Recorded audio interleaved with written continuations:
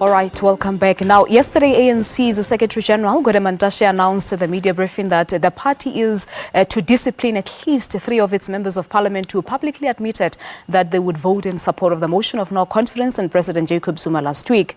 To talk to us more about these, of course, and other developments, as I mentioned earlier, we joined via Skype by a political analyst, Dr. Somadoda Fikeni. Dr. Fikeni, good morning to you, and thank you so much for joining us on Morning Live. Good morning to you and good morning to your listeners and viewers. Thank you so much, Prof. Let's start with what happened in Parliament yesterday. There was a no-show for 5 ANC MPs, of course, when they were expected to attend a meeting by the Portfolio Committee on Public Service and Administration. And we have heard the ANC now saying that those 5 MPs will have to face a disciplinary hearing. What's your take on that? Well, I do think that, one, it shows that the battles within the ANC are spilling over into the governance forum. And as such, it's going to prove very difficult. And also, it will be awkward for those who are against Makosi Khoza, who wanted action against her, but may try to protect the others, because the inconsistency of discipline within the ANC has been the main problem. Yeah, and we've also seen a letter that circulated, I think you might have also seen it, that circulated on social media by those ANC MPs who sent that letter to the party's chief whip, Jackson Mthembu. And now, of course, the party coming back and saying that their action amounts to gross ill discipline. Certainly, it makes the ANC weaker in Parliament, and at times it makes the ANC less effective and unable to prevail in the committees because of the ANC's own internal wrangling. And as such, you may have a situation where committees either cannot correct, or those who are of a different view start boycotting the other chairpersons who belong to the other faction. And this may paralyze the functioning of Parliament and may spill over to government as well. Yeah, and the meeting went ahead as planned, of course, but it adjourned within an hour as Minister Faith Muthambi and her Director General did not show up as well. She did not even apologize, apparently, according to the Portfolio Committee. What is this saying?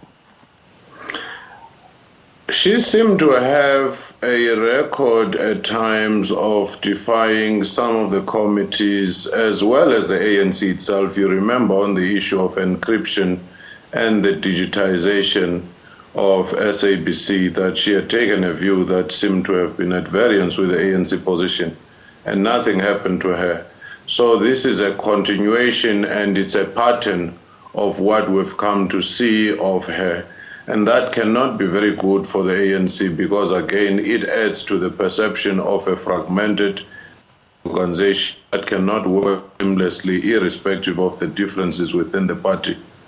Yeah, but do you personally think that the minister will eventually, make it to Parliament? Because the chairperson, Dr. Khoza, said that Muthambi will be summoned to appear before the committee next week. If she is summoned, she has no choice but to show up. But one other thing that may happen is that the members who had boycotted may come to her defense when they come back. And again, it becomes very clear that holding the executive to account becomes very difficult when the ruling party is factionalized, because you can't consistently apply discipline, and it will always depend on whether you're sitting within a stronger or a weaker faction for you to be disciplined at times. But Parliament is beginning to feel the internal battles of the ANC, and as such, it may be rendered weak, or it may paralyze Parliament, even government, if it continues.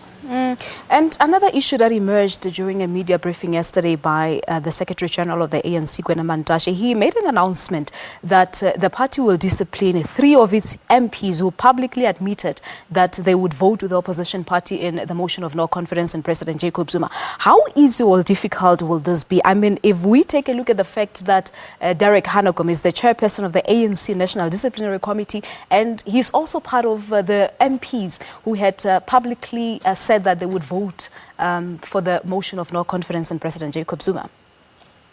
It's going to be very awkward and complicated for the ANC for a simple reason that, one, ANC is well aware of the Chief Justice constitutional judgment where he read out that public interest prevail over those party interests where there is a conflict.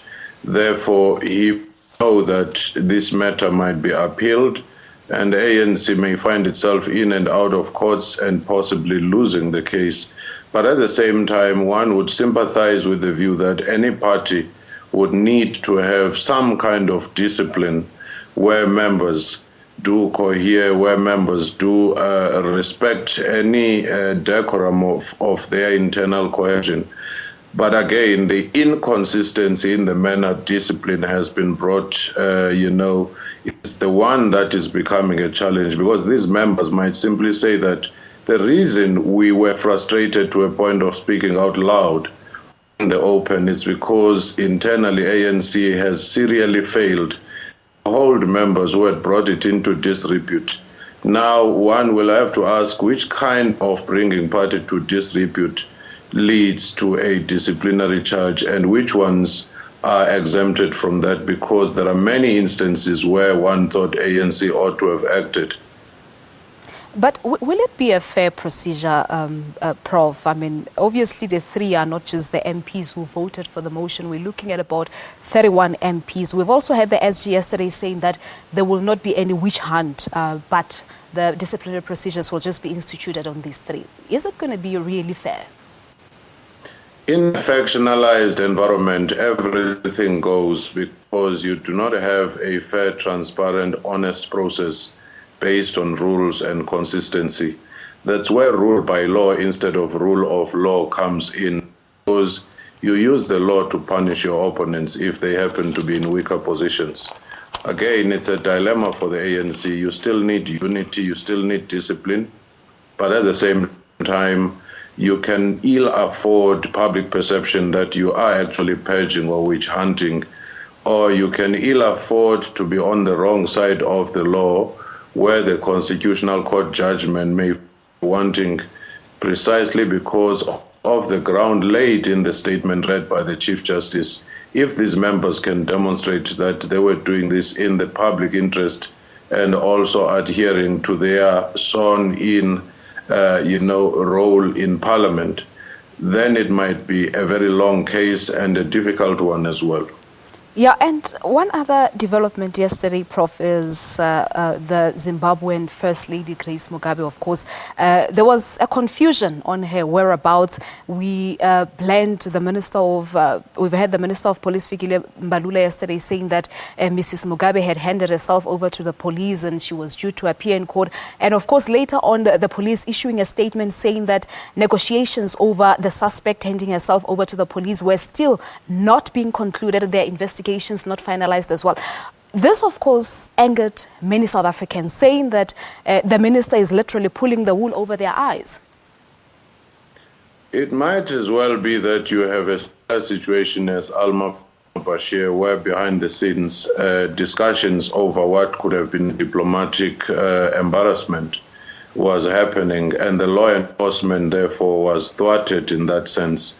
And I wonder if there was clear communication between those who might have been facilitating the exit of the Zimbabwean First Lady and the Minister of Police, because these days it might as well be that his communication might not have been informed by those particular processes.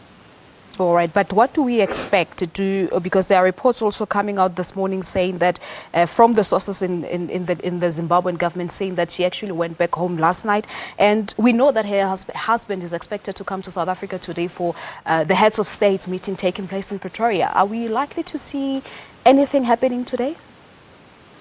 I doubt, except the statements, the First Lady of Zimbabwe might just avoid South Africa for the meantime because of this legal awkwardness. At the same time, it will raise questions about the immunity and the diplomatic immunity. What are its boundaries and how is it applied?